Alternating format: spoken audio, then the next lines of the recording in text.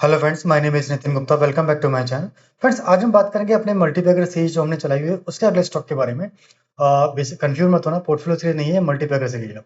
तो इसमें हम उन कंपनी को सिलेक्ट करते हैं जिसमें 2x 3x 5x या 10x तक का पोटेंशियल होता है ऊपर जाने के लिए। और इसमें दो तरह की कंपनी को मैं बेसिकली सिलेक्ट करता हूँ। एक तो वो कंपनियां होती हैं जो टर्न अराउंड कंपनी होती हैं, जो किसी रीजन की वजह से किसी टाइम पे बहुत ऊपर चली थी, बट उसमें कुछ ऐसी प्रॉब्लम आई कंपनी के अंदर और वो काफी नीचे आ गए, मगर अब वो चीज इंप्रूव होना स्टार्ट हो गई है और वो वापस से कंपनी ने चलना शुरू कर दिया है। ठीक है। और दूसरी कम तरह की कंपनियां वो होती हैं जो मतलब नई कंपनियां हैं, स्मॉल कैप है, माइक्रो कैप है। ठीक है। पर उसके बिजनेस में, उसके सेक्टर में ऐसा पोटेंशियल नजर आता है उसकी कंपनी की, जो ग्रोथ उन्होंने अभी तक की होती है कि ये क्या कहते हैं, यहाँ से काफी ऊपर जा सकती है। बट इस तरह की कंपनियों में ना एक रिस्क भी होता है। रिस्क ये होता है कि इसका होल्डिंग पीरियड काफी लंबा हो सकता है।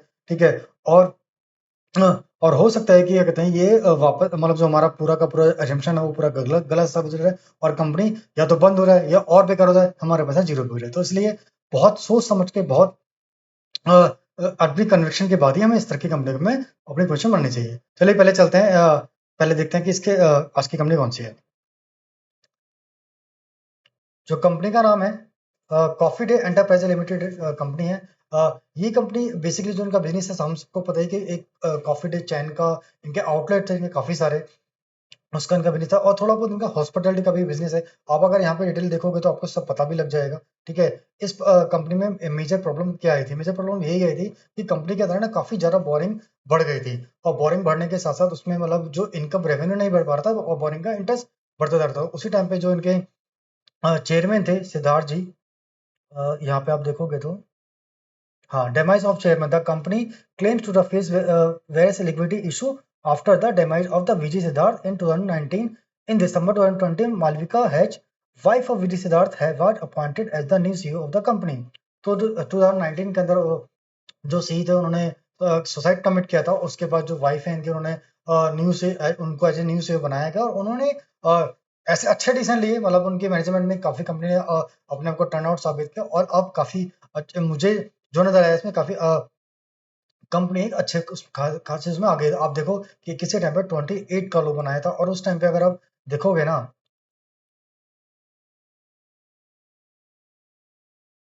19, ये वाली वो रेंज है जिस टाइम पे जब ये न्यूज आई थी हमारे पास, तो ये प्राइस अराउंड 27 का था। ठीक है। और ये फिर कोविड वाला प्राइस, ये वाला फिर कोविड के आसपास का प्राइस था।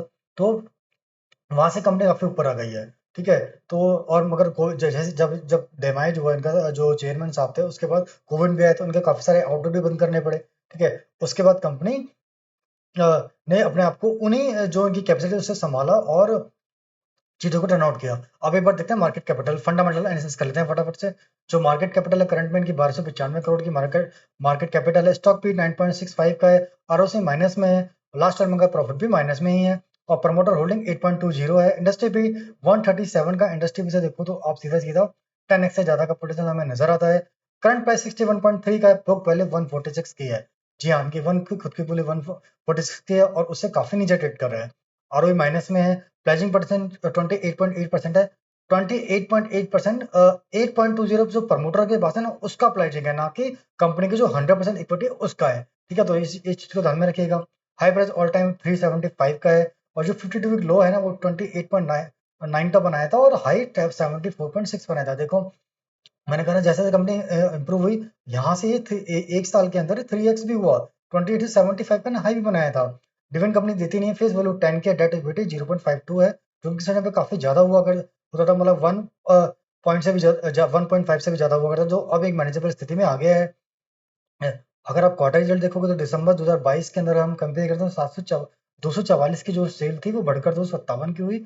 और जो माइनस है प्रॉफिट 405 का 8 का था, वो बढ़कर 76 का पॉजिटिव में हो गया। ठीक है। उससे पहले आप सितंबर में देखोगे, सितंबर में भी सेल बढ़ गई और जो प्रॉफिट था 4 से, वो माइनस में, एक्चुअली माइनस में नहीं है क्योंकि यहाँ पे माइनस में जो अदर इनकम है ना, वो माइनस में शो की गई है, इसी वजह से ये यहाँ पे है। और यहाँ पे 21 पॉजिटिव में शो होती है। अगर ये यहाँ पे जीरो होती, अदर मतलब जो इनके अदर सब्सिडी है जैसे हॉस्पिटल मैनेजर वगैरह है, अगर आप यहाँ पे देखोगे ना तो आपको सब डिटेल मिल जाएगी, आप यहाँ पे पढ़ सकते हो। ठीक है। अगर मैं पढ़ूंगा तो वीडियो थोड़ा सा लंबा हो जाएगा। ठीक है। बट हमें उसमें ज़्यादा जाने की जरूरत जरूरत भी नहीं है। जो मुझे लगता है, तो इसलिए मुझे नहीं लगता कि ये माइनस में था। और ये वाला भी जून का भी इनका पॉजिटिव में था और मार्च का भी पॉजिटिव में था। लगातार आप यहाँ पे देखो कि 5-6 क्वार्टर लगा 4 क्वार्टर लगातार पॉजिटिव में, और अभी मार्च का क्वार्टर आना बाकी है अभी। वो ठीक है, तो कंपनी और अगर आप अब ईयरली सेल्स में देखें तो ईयरली में 2012 से हमारे पास डेटा है 101652 करोड़ से सेल बर्गन की, 30 में 2234, 2170, 2691, 3028, 27614, 142, 889। तो 2019 तक, जब तक वो सिद्धार्थ जी थे तब तक इनकी सेल्स काफी ग्रो ही करी थी, ठीक है। बट उसके बाद जब वो चीजें आई तो सेल्स धीरे धीरे अब कमी, क्योंकि इनके काफी सारे कोविड भी आया और काफी सारे स्टोर्स भी इनके बंद हो गए थे, ठीक है। मगर अब वापस से कंपनी ने 1000 के अभी बेंचमार्क को छुआ, ठीक है। और जो लगातार माइनस में सेल आ रही थी ना, वो यहाँ पे पॉजिटिव में आ गई। 24 करोड़ पे यहाँ पे पॉजिटिव नजर आता है। और अभी जब मार्च का क्वार्टर का रिजल्ट आएगा तो मुझे काफी तक उम्मीद है कि जो यहाँ पे प्रॉफिट माइनस में नजर आना है, ये प्लस में हो जाएगा, ठीक है। इसके साफ साफ हमें रीजन यहाँ पे नजर ही आते हैं, ठीक है। अब यहाँ पे प्रॉब्लम क्या है, देखो 19 यहाँ पे देखो बोरिंग बैलेंस शीट के अंदर अगर हम जाएंगे ना, तो यहाँ पे जो इनकी बोरिंग थे ना 2012 से स्टार्ट हुई 2583, 13 में फिर बढ़ी 2847, 14 में फिर बढ़ी 3578 करोड़, 15 में 4232 करोड़, 16 में 3688 करोड़, 17 में 4449 करोड़, और 18 में 5050 करोड़, 19 में 7214 करोड़। ये वही पीरियड था। तो इस टाइम पे आप देखो रिजर्व कितना कम रह गया, ठीक है। और बोरिंग कितनी ज्यादा हो गई थी। मगर अब केस क्या है, अब केस उल्टा है, ठीक है। इनके पास अपना रिजर्व 28,287,9 करोड़ का हो गया, और जो बोरिंग है 1610 की है। तो अगर ये आज के जो इनके बैलेंस शीट नजर आता है, अगर ये चाहे तो आज के डेट में ये अपनी बोरिंग कभी भी क्लियर कर सकता है। उसके बाद भी इनके पास रिजर्व में पैसा बचेगा, और फिक्स एसेट भी 949 करोड़ के वो भी हैं इनके पास। तो और देखो प्रॉब्लम एक और क्या आ रही थी ना, कि सबसे ज्यादा ना ये इंटरेस्ट ही पे कर रहे थे। अगर आप यहाँ पे हम इसमें देखें ना, देखो 120 प्रॉफिट कितना हुआ, वो 190 का 123 का 10 पे कर दिया, 290 299 का था 203 का 10 पे कर दिया, 321 प्रॉफिट में 249 का 10 पे कर दिया, 379 में 141 का, फिर 492 में, ऐसे मतलब 50% ज्यादा इनको इंटरेस्ट पे करना पड़ रहा था। और बाकी 50% बाकी सारी चीजों को उसमें को अपने एक्सपेंस भी कवर करने हैं, ठीक है। टैक्स भी पे करना है, और अपने आप को एक्सपेंड भी करना है। तो वो सारी चीजें की वैसे कंपनी काफी दबाव में आ गई थी। बट जब कंपनी का क्या कहते हैं बोरिंग कम हो गए, तो यहाँ पे आप देखो कि वहाँ का इंटरेस्ट भी काफी कम हो गया। जो 261 2021 में था, नहीं आज से 3 साल पहले था, वो घटकर सिर्फ 50 के आसपास हो गया, 50 56 और 66 उतना रह गया है। मतलब अब अगर इतना सेल जो 300 के आसपास पहुंचती है ना, तो आप देखो कितना अच्छा खासा इनके पास मार्जिन बचेगा। और मुझे इसमें कोई डाउट नजर आता ही नहीं है कि किसी तरह की प्रॉब्लम आएगी। अगर 2012 में आप देखो ना, तो नेट प्रॉफिट कितना था इनके पास, 22 करोड़ का, 24 करोड़ का। अब 2012 में अगर आप चार्ट उठा के देखोगे, तो 2012 से पहले का चार्ट नहीं, अगर 19 का भी हम कंसीडर करें ना, तो 19 में लाइफ टाइम मैंने हाई इन्होंने जो इनका 374 का वो बनाया ही था। तो आप देखो कि जब और वापस से प्रॉफिट तो इतना आना शुरू हो गया ना, तो एक अच्छी बात है, ठीक है। अब एक बार इसमें प्रमोटर होल्डिंग और देख लेते हैं। प्रमोटर्स के पास जो 8.21 की हिस्सेदारी है, एफआई के पास बहुत ज्यादा नहीं है, डीआई के पास भी बहुत ज्यादा नहीं है, और रिटेल पब्लिक के पास जो बड़ा इंस्टीट्यूट है एनआईएस मोरेसिस एलआईसी के पास 9.03 की हिस्सेदारी है, 2.409।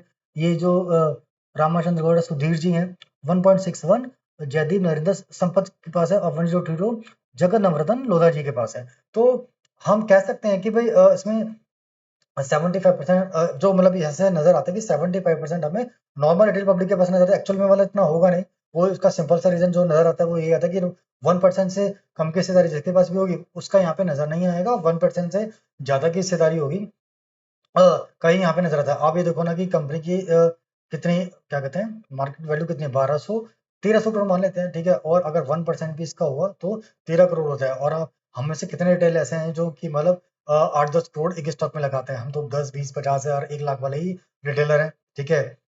और कई तो लोग तो इससे भी कम लगाते हैं, क्योंकि हम हमारी क्वांटिटी ज्यादा होती है, मगर हमारा अमाउंट भी उतना नहीं होता कि 1% को हम मैच भी कर पाए। तो मेरी अंडरस्टैंडिंग यही कहती है इसमें काफी सारे स्ट्रॉन्ग हैंड ही होंगे, ठीक है। अब एक बार टेक्निकल देख लेते हैं। टेक्निकल में देखो एक पैटर्न तो ये बन रहा है, जिसको हम reverse cup and with handle pattern बोलेंगे। ये छोटा सा शोल्डर, बड़ा सा हेड, फिर छोटा सा शोल्डर, फिर शोल्डर बना, और उसका ब्रेकआउट किया, ब्रेकआउट करके ऊपर गया, फिर रीटेस्ट किया, ठीक है। बट फेल नहीं हुआ क्योंकि इससे नीचे नहीं आया, और फिर ये वापस से ऊपर चलना शुरू कर दिया। तो अगर आप इसका टारगेट निकाल के चलो,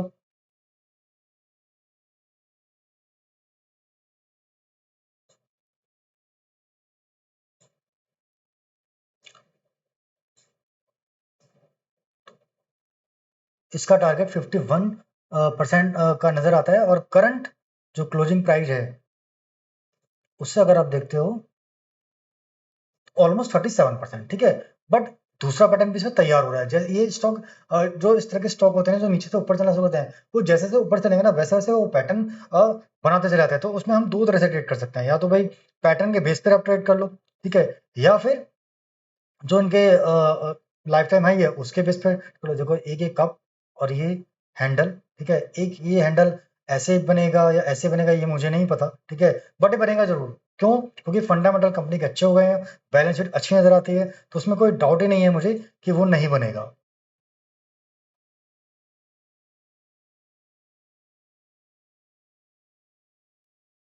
यहाँ से 63% और करंट प्राइस से अगर आप देखोगे 91% का पोटेंशियल गेन मुझे नजर आता है, ठीक है। अब इसमें करना क्या है? देखो, करना तो फिलहाल मेरे कहने से तो कुछ भी नहीं करना। एक बार आप जिस तरह हमने स्टडी करी, एनालिसिस किया, आप वैसे एक बार अपना सब कुछ कर सकते हैं। और इसमें जो मेरा ओपिनियन है वो मैं आपको बता देता हूँ कि देखो, इसमें मेरा पहला जो टारगेट है, मेरा पहला टारगेट है इसकी जो बुक वैल्यू 146 की जो बुक वैल्यू है, यानी यहाँ से अगर जाता है तो 100% से ज्यादा का गेन हमें मिल सकता है। और सेकंड टारगेट मेरा लाइफ टाइम हाई है, ठीक है। बट जब 146 है जो बुक वैल्यू को अचीव करेगा ना, उस टाइम पर मैं देखूंगा कि क्या कहते हैं इसके फंडामेंटल कितने इंप्रूव हुए हैं, और मुझे जो इसका लाइफ टाइम है ये हाई है वहां तक इसके रखना चाहिए या नहीं रखना चाहिए, ये मेरी तब की कॉल होगी। बट अभी के का जो मेरा इनिशियल टारगेट है वो मेरा इसकी बुक वैल्यू तक होगा कम से कम, क्योंकि फंडामेंटल काफी अच्छे से इंप्रूव हो रहे हैं, ठीक है। अब बात आती है कि इसमें किस तरह से हमें कॉल लेना चाहिए। देखो, मेरा जो ओपिनियन मेरा ये है कि मैं इसमें जो मेरा फंडा है कि मैं 5% से ज्यादा पैसे स्टॉक में नहीं लगाता। बट इस एक स्टॉक में 5% पैसे एक साथ भी नहीं लगाता। सिंपल है, क्योंकि टर्नआउट कंपनी है, टाइम बहुत ज्यादा लगता है, ठीक है। और फंडामेंटल जिस तरह से मैंने एज्यूम किया, हो सकता है वो नाम इम्प्रूव हो, ठीक है। तो मेरा पैसे का रिस्क आ रहा है, तो मैं क्या करता हूँ ना, मैं 1% पहले एक बार में 1% लगाता हूँ, फिर थोड़े से फंडामेंटल इंप्रूव होते हैं, फिर सेकंड, फिर दूसरा परसेंट डाल देता हूँ, ठीक है। अगर ज्यादा इंप्रूव होगा तो एक साथ 2% डालता हूँ। इस तरह से मैं 3-4 बार में 5% डाल देता हूँ। अगर इंप्रूव होते चले तो मेरा टारगेट भी ऊपर, मैं टारगेट भी ऊपर अपने लेके चले जाता हूँ, ठीक है। आप देखो 60 पे है, अगर लाइफ टाइम जाता है तो 66 यानी 6x का टारगेट है। और अगर कंपनी ने अच्छा एक्सपेंस कर लिया और जो पहले की सेल्स के से ज्यादा ग्रोथ कर तो ये 10x भी हो जाता है, इसमें कोई डाउट मुझे बिल्कुल भी नहीं आता, ठीक है। बट रिस्क भी उतना ही है। हाँ, और ऊपर से जो एक चीज मैं हर बार कहता हूँ, होल्डिंग पीरियड का रिस्क हमेशा रहेगा, और इन कंपनी में होल्डिंग रिस्क थोड़ा ज्यादा रहता है। जब मार्केट चलती है, ये चलती है, जब मार्केट गिरती है ना, तो सबसे ज्यादा पिटाई भी इन्हीं स्टॉक की होती है। तो इस बीच इस बात का भी हमें ध्यान रखना होता है। आज के अगर आपको मेरी वीडियो अच्छे लगते हैं तो प्लीज लाइक कीजिए, सब्सक्राइब कीजिए, और आपके किसी भी तरह के कोई भी सवाल है, कोई भी कुछ है, तो आप कमेंट में वो डाल सकते हैं और मेरे साथ उस तरह जुड़ सकते हैं। मैं कोशिश करूंगा कि आपके कमेंट में उनका रिप्लाई कर सकूं, जिससे आपकी कंफ्यूजन दूर हो सके। और आपको मेरी वीडियो अच्छा लगता है तो लाइक कीजिए, सब्सक्राइब कीजिए और शेयर कीजिए। आज के लिए इतना ही। धन्यवाद। जय हिंद।